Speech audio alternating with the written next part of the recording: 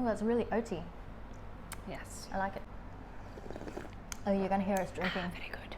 Oh, this is nice. We're slurping at the same time. And what's up, everybody? This is the Street Dance Podcast, and we are back with another episode. I am your host, Nikki, and today I have a very special guest with me. She is the 2019 Oz Crump Clash of the States female winner and the founder of the street dance studio Atmosphere Movement. This is Melissa Devisser, aka Queen Stylah. Yes, thanks for having me, Street Dance Podcast. Yes. Let's just get straight into it. We'll ask you some questions. So, Melissa, for the people who are watching at home, just tell them, I guess, your journey with the dance, like how you started and what led you into doing the style that you do now. Right. Well, I started dancing actually when I was a kid, and I started with jazz dancing. Oh. So my mum put me in jazz dance classes, and I did that till I was like 14. It was just a bit of fun. And then at 14, I started hip hop classes.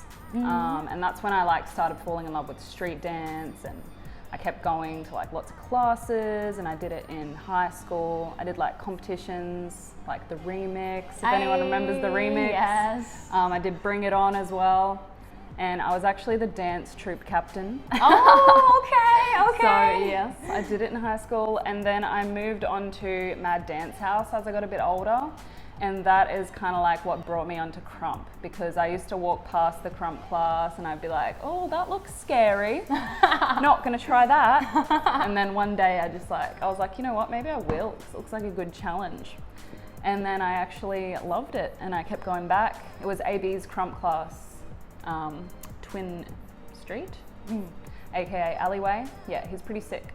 So he's the one that I first learned from. And then I started going to actual Crump sessions, and that's kind of what got me into it. Sick. That's Yeah. cool. Quite a journey. She went from jazz Cheers. to Crump, basically. Jazz. Yeah. What? So tell me, what would you say your favorite thing is about Crump?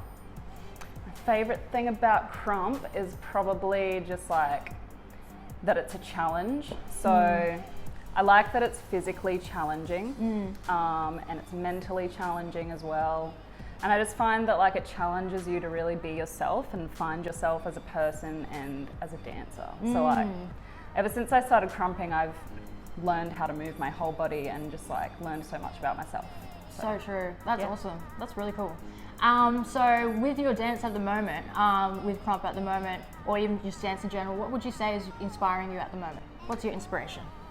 In dance, I'd say the thing inspiring me at the moment is just my students at Atmosphere hell Movement. Because even if I'm tired, if I don't feel like going anywhere that day, I'll still I'll see their fresh faces and they're just ready to go still, and they got so much energy and they just love dancing. And I think that's what makes me keep showing up. And also young kids, there's just something about them that's so inspiring, and they have they don't care what you think. They just have so much creativity.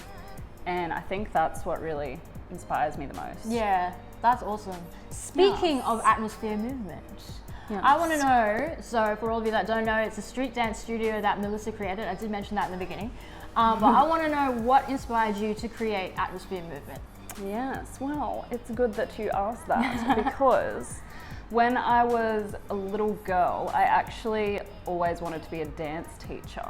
I always would teach my cousins dances, and then even at my grade 7 graduation, my teacher, you hear her in the video, she's like, this is Melissa Devisser. She wants to be a dance teacher when she grows up. Yes. So yeah, I've always wanted to teach, and then that's what kind of made me start doing stuff to teach classes. And then I realized I hate driving, so once I kept driving around to all these different places to teach, and I didn't like doing that. I didn't like invoicing. So I was I kind of just want something that people can come to me. Yeah. And I just want my own atmosphere, and That's I cool. want my own thing with my own rules. So I was why don't I just message a few halls and just start my own class? And that's kind of what I did. And then yeah, that's how it started. Hell yeah, that's sick. That's a big inspiration, I feel like, to a lot of street dancers as well, to start your own studio. Would you say that there was like any setbacks in the beginning when you first created Atmosphere? And if so, how did you think that you were able to overcome them? Ooh. A major setback that I remember from like the very start, it doesn't sound like a setback at the start, okay? But there was like 40 people that came to my first class and I was so excited. I was like, this is so many people, oh my gosh. Like I nearly ran out of registration forms. There was a big line out the door. I was so overwhelmed. But then the following week, it was like half of that amount. True, yeah. And then the week after that, it was half of that again. So it got to a point where it was like 8 to 10 people showing up to the class and I was like, damn, this sucks. What am I doing wrong? And then I started like doubting my teaching abilities and I started doubting like, is this really for me? Like, is there something I did wrong? Why don't they like it? And then I realized like, after one of the parents messaged me and she said something like, oh, my daughter really liked the class, but she just felt really intimidated by the older kids. And just like there being so many people in the room.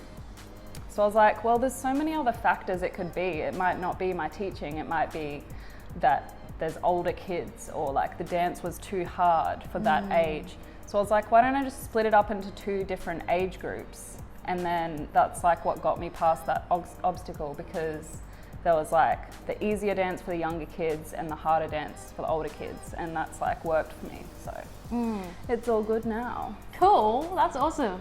That's definitely really inspiring that you were able to overcome that self-doubt, that thought in your head as well, that you were like, you were thinking, oh, it might be my teaching or whatever. What would be like a major goal that you want to achieve with like Atmosphere Movement? A goal? I love my goals. I know you got lots of goals. I do, I have a lot. The major goal that I want, I think, like long-term goal, is to get a space of my own. Yeah.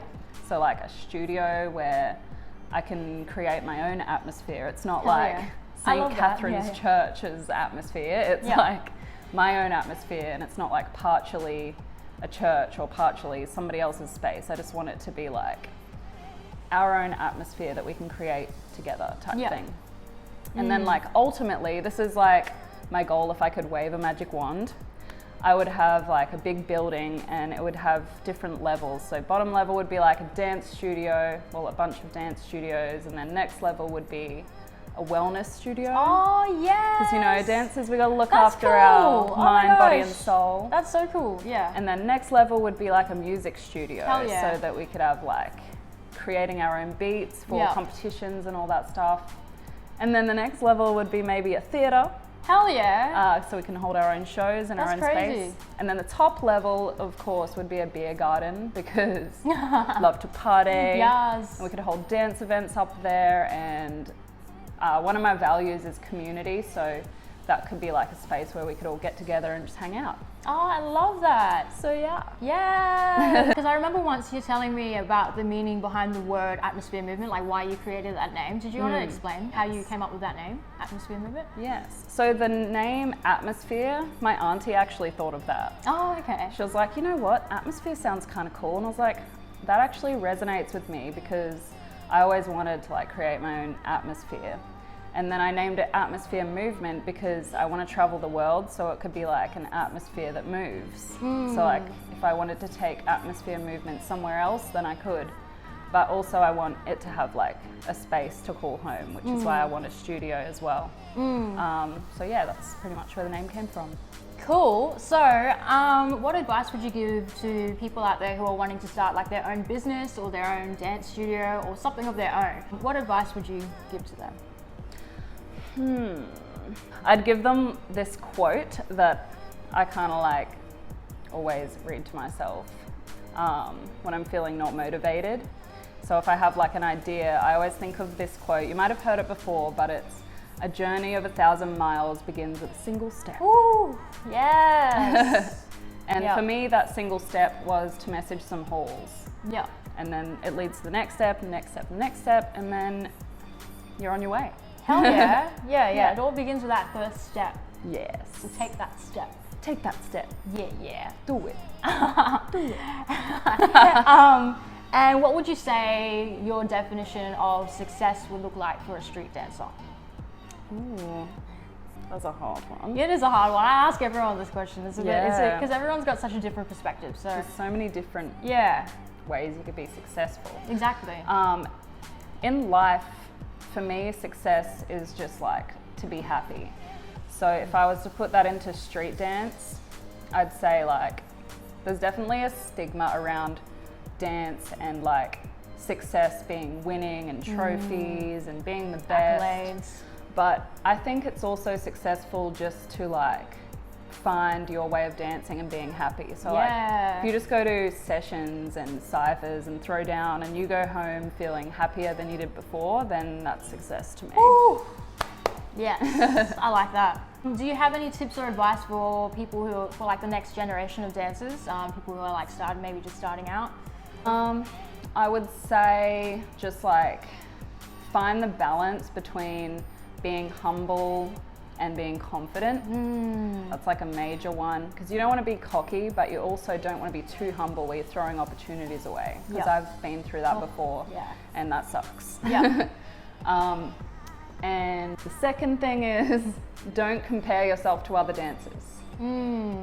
Just be yourself and be proud, because there's no one else like you. So true. I love that first tip you said about humbleness and confidence, because I feel like new generation of dancers, they either go like super humble, or they're like they can go through that phase of being really cocky and confident.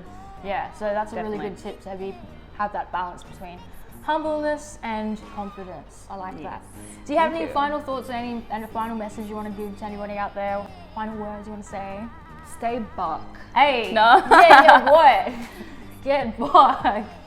Yeah, that's about it, eh? Yeah. Awesome. Well, thank you so much for being on the show. Thank you for having me. Oh, no worries. It was fun. Make sure you check out Atmosphere Movement on their Instagram. I will link that down below, and also make sure you check out Melissa Devisser on her Instagram. I will also link that down below. But yeah, I want to say thank you, Mel, for joining me today. It was a great conversation, and I look forward to labbing with her. We're going to lab right now. We're going to go lab and get buck. And Thank you so much, guys. Yeah. Bye. Bye-bye.